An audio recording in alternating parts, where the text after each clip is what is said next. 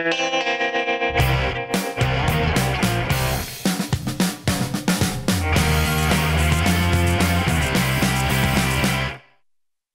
are showing you the money on this Workforce Wednesday. This week, specifically helping our veterans find well-paying careers right here in Alaska. Our state, nationally recognized as one of the most veteran-friendly in the U.S., that hospitality on display in the Department of Labor and the many organizations that have joined to help find new careers for veterans who retire in Alaska and choose to stay here. In fact, they're going to help us this morning. Joining us now, Carrie Ann Carty with the Alaska Process Industry Careers Consortium, and Delma Chapa and Martine Robinson with the Alaska Department of Labor. Good morning. Good morning. Morning.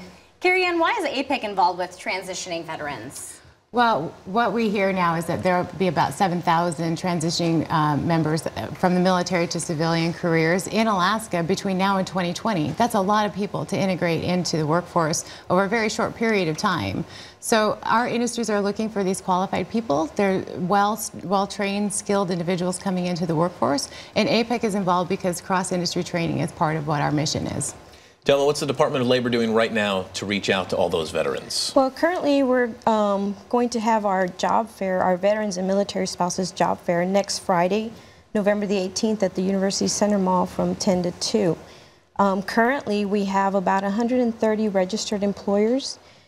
During the job fair, we'll be holding workshops that will be able to help the job seekers with their resumes, such as how to civilianize their resume. And Martine, what kind of support do veterans need most? I would say everything from resume assistance, mock interviews, and helping the service member to transfer their skills to the civilian sector.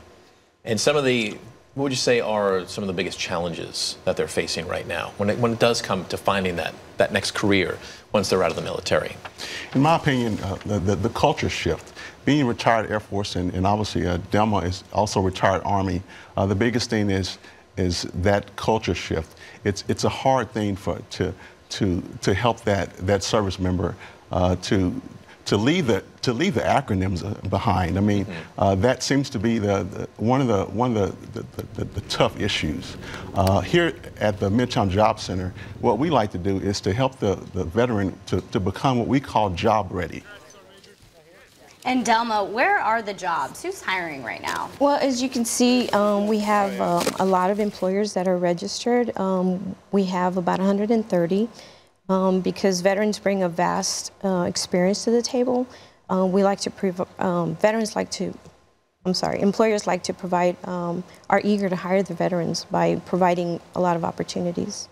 Carrie, anything you can add to the employment prospects of Alaska's veterans? Sure. As you know, we're at APEC, we're always talking about employability skills, and we're talking about people who come out of the military with the ability to work as a team, with a strong attention to detail. There are many opportunities, and our employers and industry are ready to put these military workers into a civilian opportunity with them. Yeah, they'll pick up a lot of skills, I assume, that a lot of us may not get anywhere else. I mean, they're ready to do a lot of things that we may not think of.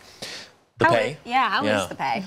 Well, the great thing about our veterans is that they bring a lot of, they have a vast experience and they bring that to the table.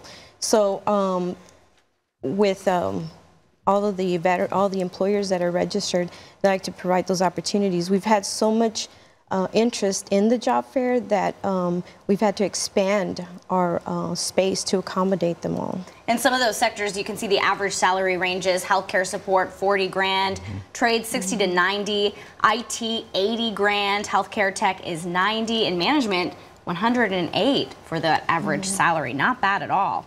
And Carrie Ann, where can we get more details? Of course, you can always give Martha a call at the APEC office, or you could join us on November 18th for our annual meeting, Raising an Alaskan Workforce, at the Alaska Airlines Center, where you can meet the whole APEC team.